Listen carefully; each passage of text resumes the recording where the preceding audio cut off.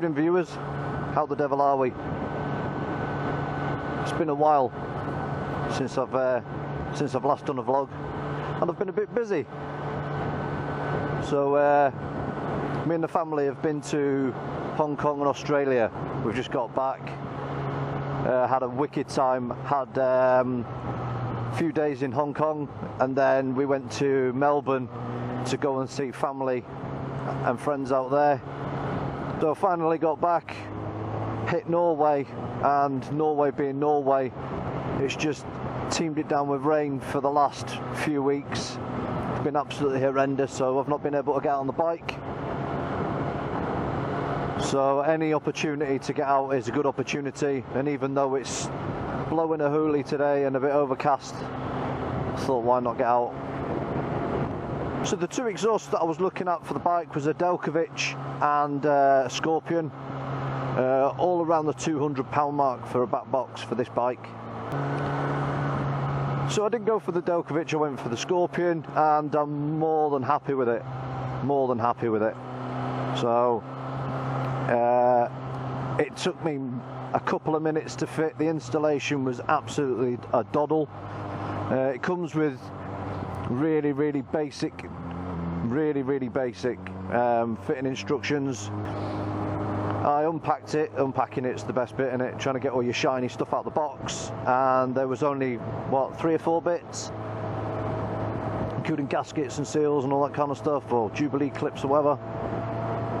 And it took me, honestly, it took me 2 minutes to fit. So the worst part of it was trying to get my old box off, and my old exhaust, I don't know whether you saw it or not, but it weighed an absolute ton. It weighed about 10 kilograms on its own.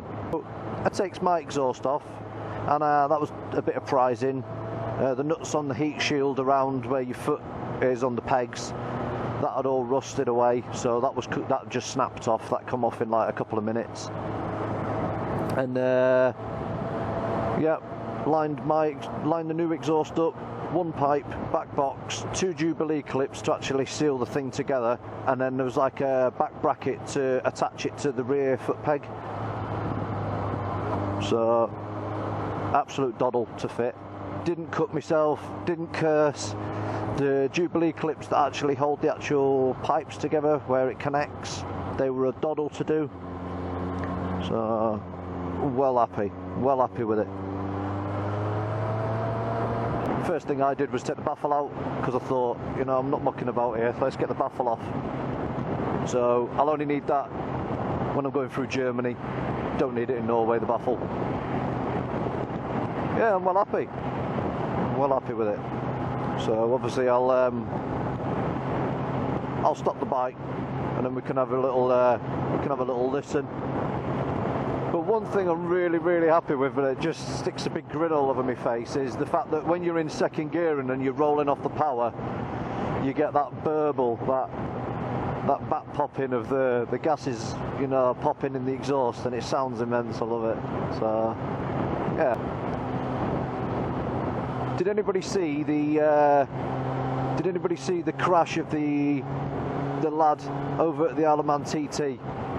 He wasn't taking part in the TT, he was just out there just for the day, just to sort of see what's going on. But they're filming him as he overtakes somebody on the wrong side of the road and just does a head-on smash with another biker. Big fireball. Both riders killed instantly.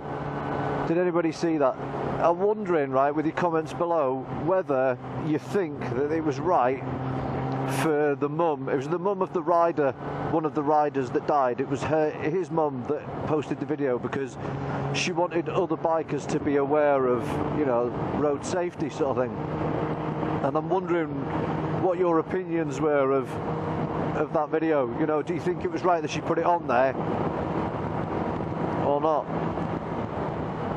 You could have one argument as in, yes, it was definitely right for her to put it on there because it makes other riders aware that there shouldn't be such prats when they're overtaking on blind corners, trying to be, you know, the next Hutchie.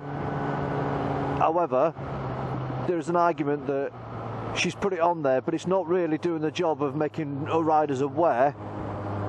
Oh, sheepies.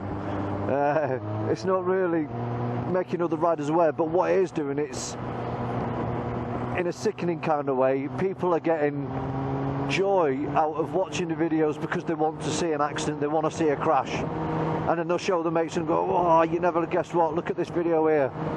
Do you know what I mean? So, I mean, there's YouTube videos out there, aren't there, like 100 worst fails on a motorbike, and I don't know whether you've ever watched any of them, and you do find yourself looking, thinking, bloody hell, you know what I mean, he shouldn't have done that, or, you know, and you can, most of the time on them videos, you can see already what's going to happen.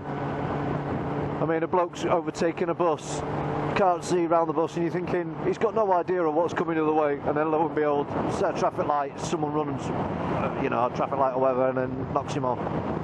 So, bloody hell, it is windy up here, isn't it? Chuffing hell. Getting sucked off up here. Yeah, so what's your opinions? What do you think? Do you think she should have posted that video or not? Leave a comment below, let me know what you think. I was watching a video by Baron von Grumble, and he was moaning about the road surface out in the UK, and I completely agree with him. That stone chipping stuff that you have back in the UK is ridiculous. There should be an online petition to get that removed, because it is dangerous. I've just come out of my house now, right, in Stavanger. And what they do here is, I don't know whether you can see this tarmac here, but this tarmac is absolutely gorgeous. It's just like a racing track on here. It's beautiful. I mean, it's a skateboarder's dream coming down here. But what they do is, they scrape the tarmac off the road, right? So then it leaves like the bare minimum of concrete or whatever it is, or asphalt down on the floor.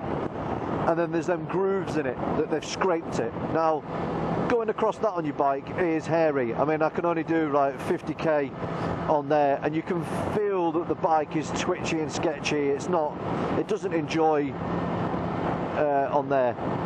So God knows what it's like when you're going across the kind of roads in the UK where they stick a bit of sticky tar down and then they throw all that gravel down. Because all that's doing is it's just going to get pushed away to the side of the road. You get cars that don't follow the 20-mile-an-hour speed limit, so you're getting smashed with stone chippings.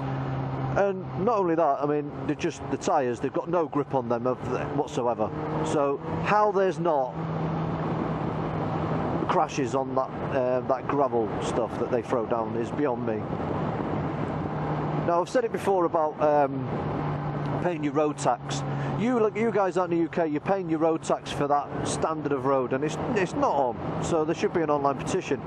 Out here, one thing they do here is, like, every so many miles there's a toll, and they charge you £2 for going through, or, you know, something like that. It's not a lot, but look at the standard of the road here. Look, it's immense. There's not a blemish. There's not a blemish on this road coming down here, and they've only just laid this. So the tolls that you're paying out here, I mean, they've got such good awareness of, you know, the highways agency out here. They've only got to see a couple of potholes and they're straight out scraping the road off, and then they lay stuff like this.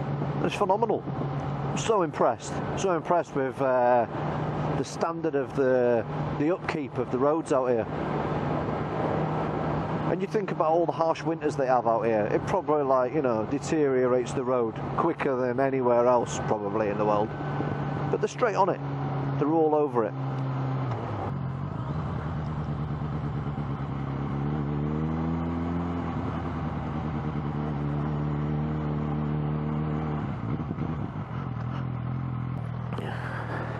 So here we go. Got here's my Scorpion exhaust. So, stupidly, I touched it with my black glove and I've left a black deposit on there, which is a stupid thing to do. But, yeah, lovely.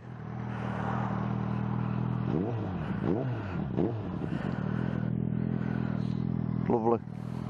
There you go, Scorpion exhaust.